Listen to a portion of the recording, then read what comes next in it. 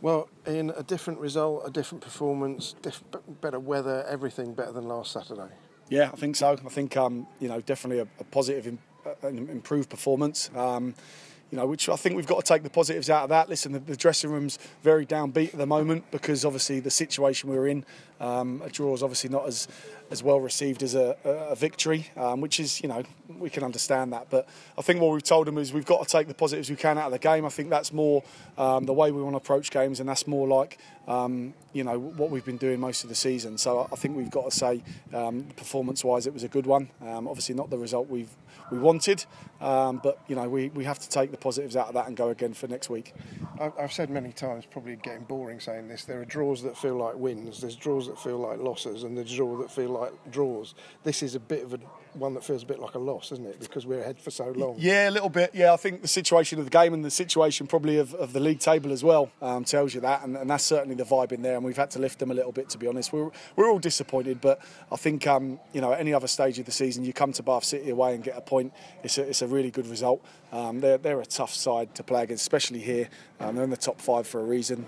They play some good football, and they're notoriously really difficult to get anything off of here, as a few of the top teams have found out. So, like you say, on another day, it's a more positive result. But I think we've got to talk about the performance and how bright it was, like you say, compared to last week, and how we were back to doing the things that we've done well over the course of the season. And on another day, a couple of chances. The keeper's made a great save from Kretschmar in the second half. There's one that's hit the post and rolled across the line agonisingly for everyone, and at the same time Rossi's made some good saves at the other end. So just disappointing we couldn't hold on or go and get another one, which I think would have seen the game out. But like I say, that's football. There's been twists and turns all season. It was certainly another one today. Yeah, and as you say, it's the quality of the opposition that determined the fact that we couldn't get another one and see it out. And I think, again, as you've suggested, practically any team in the league would bite your hand off for a point here before the game started. Yeah, I'm not sure exactly what their home record is, but I know it's strong. I know not a lot of the top boys have come here and won the game. In fact, no one's come here really and won a game. I think there might be a couple of teams, but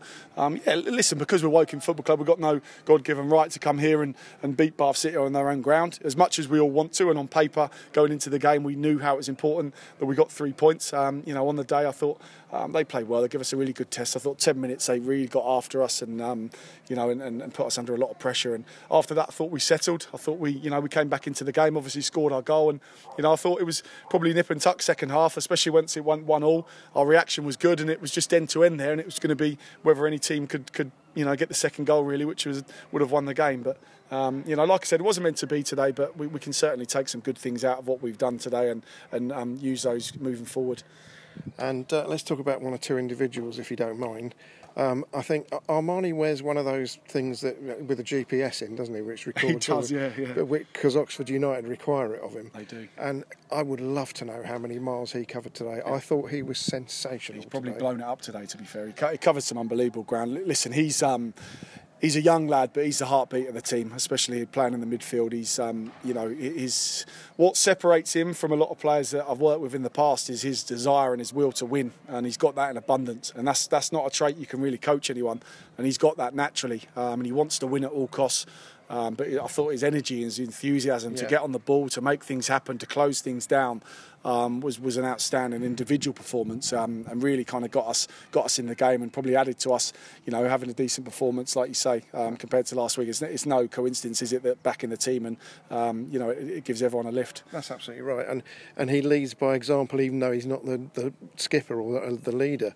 In the pressing in the first half, particularly, I thought was fantastic. Yeah. By lots of people, but he was the one showing the way. Yeah, you need one or two players to set the tone for everything, really. Yeah. And like you say, with the pressing, it often comes from him deciding he wants to go and try and be aggressive and get the ball, and that give everyone else a lift. And I think, like I said, it was more like us. We pressed in midfield. I thought we had energy and legs in midfield today. I thought, mentioned for Jack Cook coming in and playing his first game for us as a right back. I thought he did excellent, both defending but also joining in on attacks.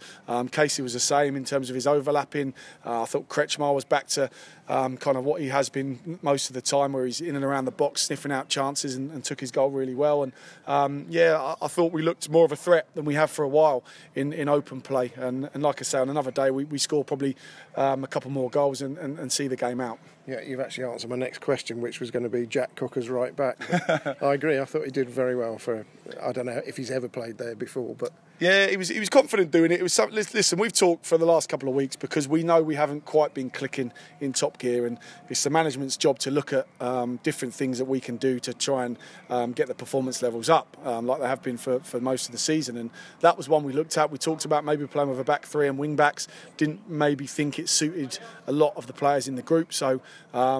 We looked at Cookie maybe to play right back, and obviously, on the ball very comfortable, gives us another threat in terms of attacking the ball in the box. Nothing to do with Nathan's performances. We thought, Nathan's played, I think, nearly 45 games this year. Felt he needed maybe a little bit of a breather to take him out and give Cookie a chance there, who was fresh. And like I said, I thought individually, again, another really good performance, which is a positive. And he must be the biggest right back in England, I would think. He's got to be up there, yeah. He's got to be up there. Very comfortable on the ball. Took him a couple of minutes probably to get to grips with it, but, especially second half, he had a couple of those really marauding runs, which he's famous for as a centre-half as well. So it just gives us a slightly different dynamic, and, obviously he's played great today. And listen, it's horses for courses a little bit. Every game's going to be slightly different in terms of the challenges, and we've got to adapt and try and get the best out of the group we've got for the rest of the season to keep getting positive results. Absolutely. Last one then, that you put the two new lads straight into the team. How did you feel they contributed today? I think James Ferry will get more out of. I think, if I'm being honest, the pace of the game and coming into that game as your first game as a midfielder is tough. It's very demanding, and I thought we probably didn't get him on the ball as much as we'd have liked to. He's more of a passer and someone that's going to get in the box and score goals like he has done in the league above. I thought Cadogan did really well. I thought. Obviously, his end product is one of the reasons we've looked at him. He keeps his width, he makes things happen, as he did for the goal. His end product, and he's looking always to be busy and get on the front foot. So, again, I think we get more from both of them going forward. I think we've seen little signs from them both today, which are positive, and good acquisitions. And it's always tough to come into a new team and make your debut, and especially coming to Bath City away for your debut is equally tough. But certainly positive signs from both of them, which we take going forward.